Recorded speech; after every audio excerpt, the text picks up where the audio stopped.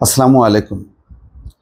দেখেন কত একটা বেকায়দায় পড়ল সরকার বা এক ধরনের বিপজ্জনক রিপোর্ট বটে। হিউম্যান রাইটস ওয়াচ এই প্রতিষ্ঠানের আগে রিপোর্ট মানেই হচ্ছে শেখ হাসিনা লাফ মেরে উঠত, বিপক্ষে যেত, তারা পাত্তা দিত না। আমরা সবাই সেইগুলোকে হাইলাইট করতাম। সেই একই প্রতিষ্ঠান একটা পট পরিবর্তন হলো, রাজনৈতিক পট পরিবর্তন গণ অভ্যুত্থানের পর। তাহলে কি হওয়ার কথা? মানুষের অধিকার প্রতিষ্ঠিত হয়েছে, রাজনৈতিক অধিকার, ভালো রিপোর্ট দেওয়ার কথা তো না। মূল কথাটা কি? হাসিনা পালানোর 1 বছর পর বাংলাদেশে মানবাধিকারের সংকট বহল। তার মানে আমরা মুক্তি পাইলাম না, কিন্তু শেষ পর্যন্ত এত প্রত্যাশার জন্য দিয়ে কেন পারলাম না জানেন? উগ্রতা দিয়ে, মব কালচার দিয়ে, পিটায় মানুষ মারার এই মধ্য দিয়ে আমরা একদম আমাদের অর্জনটাকে শেষ করে দিলাম। তাহলে কি লাভ হলো দেখেন। আর এইগুলি বাড়তে থাকার কারণে কিন্তু আওয়ামী লীগের একটা জনপ্রিয়তা বাড়ছে।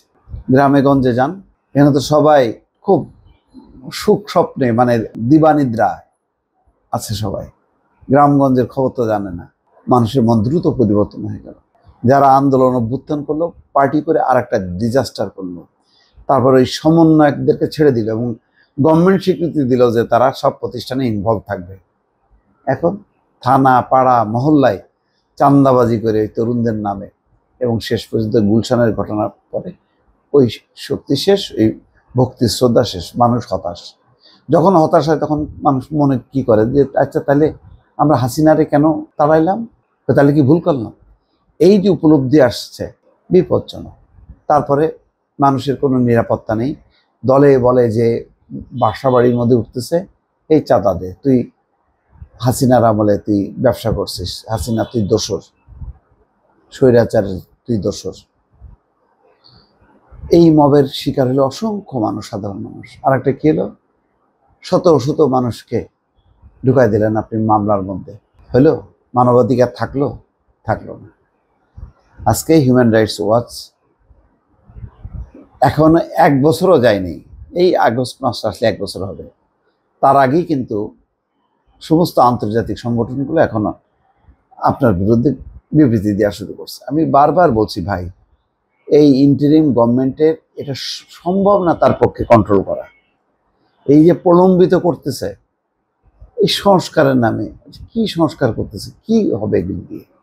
ভাই আগে প্রথম যে অর্জনটা, যে একটা ভোটাধিকারটা প্রতিষ্ঠা করেন, তত্ত্বাবধায়ক সরকার প্রতিষ্ঠা করেন, শেখ হাসিনা যেই কাজটাকে ধ্বংস করছিল এটাকে রিভিল করেন, তারপরে অন্যান্য কাজগুলি করেন।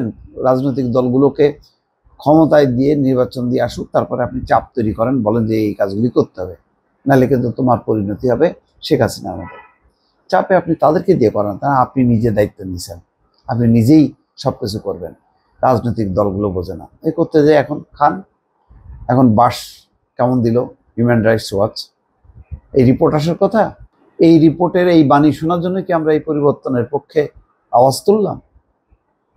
হইল এটা? গত বছর লাখো মানুষ রাজপথে নেমে কর্তৃত্ববাদী সরকার পতনের পর গঠিত বাংলাদেশের অন্তর্বর্তীকালীন সরকার মানবাধিকার রক্ষার গুরুত্বপূর্ণ অঙ্গীকার পূরণে ব্যর্থ হচ্ছে। আর কিছু লাগে? আর পড়া লাগে? আপনাদের আর জানানো লাগে কিছু? এমন মন্তব্য করেছে মানবাধিকার বিষয়ক আন্তর্জাতিক সংগঠন human rights watch.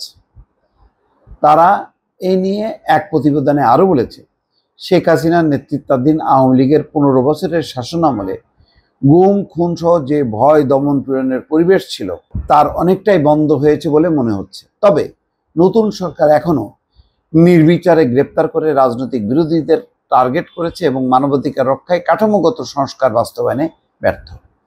Human rights ওয়াচের Asia বিভাগের উপপরিচালক মীনাক্ষী গাঙ্গুলি বলেন যে হাজারো মানুষ 1 বছর আগে শেখ হাসিনা দমন পীড়নের বিরুদ্ধে প্রাণের ঝুঁকি নিয়ে রাজপথে নেমেছিল, তাদের অধিকার ভিত্তিক গণতন্ত্রের স্বপ্ন এখনো অপূর্ণ। নতুন সরকার যেন একটা অপরিবর্তিত নিরাপত্তা খাত, সহিংস ধর্মীয় গোষ্ঠী এবং প্রতিশোধ পরায়ণ রাজনৈতিক দলগুলোর চাপে আটকা আছে। তাহলে কি হলো বলেন? এই যে রিপোর্টের কোনটা সরকারের পক্ষে গেল? 2024 সালে গঠিত 11টি সংস্কার কমিশন, জাতিসংঘের মানবাধিকার কমিশন এবং দেশি বিদেশি অধিকার কর্মীরা সরকারের কাছে সুস্পষ্ট সুপারিশ পেশ করলেও সেগুলো এখনো ঝুলে আছে, কারণ সরকার ভয়াবহ চ্যালেঞ্জের মুখে। কারণ রাজনৈতিক দলগুলো, বিরাষ্ট্রীয় গ্রুপগুলো, যার মধ্যে নারী অধিকার এবং সমকামীদের অধিকারের প্রতি শত্রুতামূলক ধর্মীয় উগ্রপন্থীরা আছে, তারা মব সহিংসতা এবং সাংবাদিকদের উপর দমন পীড়ন চলছে। রংপুরে হিন্দু সম্প্রদায়ের কমপক্ষে 14টি বাড়িতে ভাঙচুর হয়েছে 26 এবং 27 জুলাই। যাই হোক, অন্যান্য কাহিনী অনেক আছে। আচ্ছা ভাই, ওই কাহিনী তো আমরা তো বুঝলাম, ওটা তো যথেষ্ট পরিমাণ বলতে বলতে তো গলাটাই শেষ করে দিলাম। এখন কি হচ্ছে? এখনো হচ্ছে কেন? তারপরও আপনার পুলিশ শুনতেছে না কথা, প্রশাসন শুনতেছে। আপনি আঁকড়ে আছেন। কবে নির্বাচন? কম সংস্কার চাইলে ডিসেম্বর, বেশি সংস্কার চাইলে জুন। এইসব কথাবার্তা বলে কেন ভাই আপনি আপনার সম্মানটা নষ্ট করতেছেন? যার কাজ তাকে দিয়ে করান ভাই, তারা বুঝবে, বুঝুক তারা। আমি বুঝলাম না, যাক, একটা কি বলবো আর, বেশি বললে আবার বলে যে বিএনপির দালালি করতেছে, বিএনপি তাড়াতাড়ি নির্বাচন চাইছে। তারা কি জন্য চায় আমি জানি না ভাই।